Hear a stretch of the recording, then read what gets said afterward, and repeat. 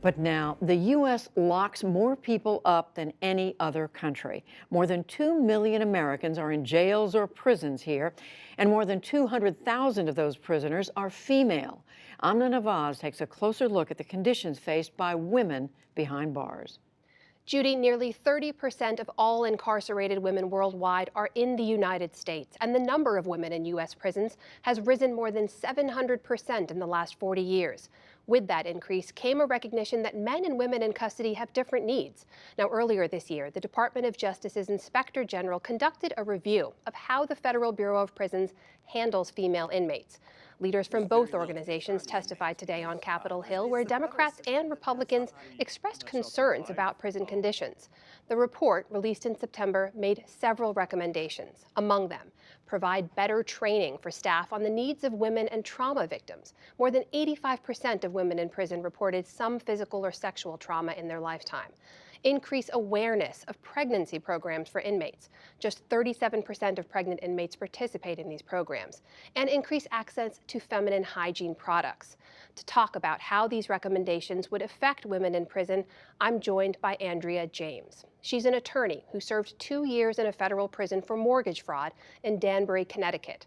After her release, she founded the National Council for Incarcerated and Formerly Incarcerated Women and Girls. Andrea James, welcome to the NewsHour. As we mentioned, before you were an advocate, before you served your time, you were an attorney focusing mostly on criminal defense. I'm curious, when you first got to prison, what was it that struck you about the people and the conditions inside?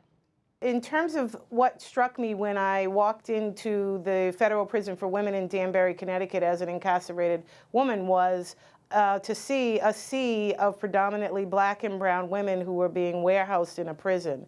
And coming from the extensive background that I have with my family as civil rights folks, it just really made me realize that what I was seeing was the result of policy that had disproportionately affected poor women, women of color, and that a prison will never be the place for a woman or a girl to begin to heal and advance her life. Let me ask you about something else you mentioned about the relationship between incarcerated mothers and their children. There's a striking statistic. It's more than 60% of women in state prisons have children under the age of 18. When you served your time, you left behind some young children as well. Tell me about what it's like to be serving time in a prison and try to maintain that bond. How easy is it? Well, it's not easy at all. I was very fortunate. I was very privileged as an incarcerated person. I had a husband who brought my children to see me every single visit. I left behind at the time a 12-year-old daughter, and my son was 6 months old when I walked into that prison. And for me, I had the opportunity, and that was incredibly heartbreaking. It was incredibly difficult to be separated from them. And I walked into a prison that was crammed full of women who had not seen their children. And then even after incarceration, phone calls are extraordinarily costly. It's very difficult to be able to stay connected to your children, particularly if when you were sent to prison, your children were separated and sent to different households to live in.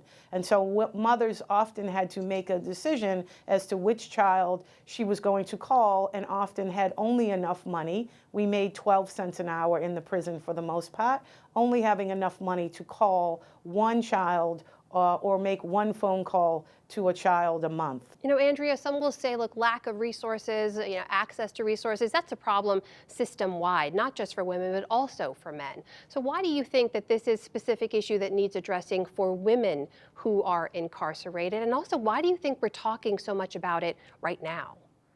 Women have very specific gender-specific reasons as to what leads them into the behavior that lands them on a prison bunk, and often the system does not recognize those things as mitigating factors or even pays attention to what those things are. And so we need to do a better job of paying attention to that. And yes, there are men, obviously, who are incarcerated, and they make up the majority of the prison population in the country. But the fact of the matter is that for many of the reasons that women are incarcerated for, we need to find other solutions because they are directly in relation to women being victims themselves. You advocate for prison reform, making conditions better. We heard the pushback in Congress earlier today. Some will say prison is not meant to be comfortable. People who are serving time for committing crimes, don't need to be that comfortable and have all these resources available to them. What do you say to that?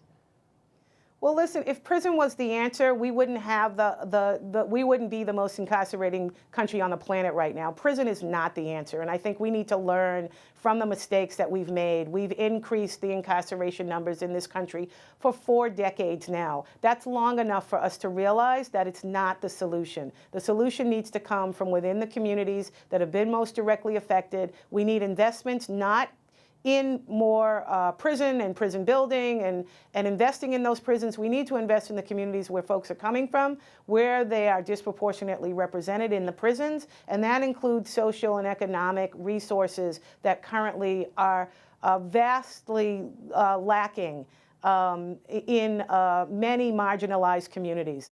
Andrea James, thank you very much. Thank you.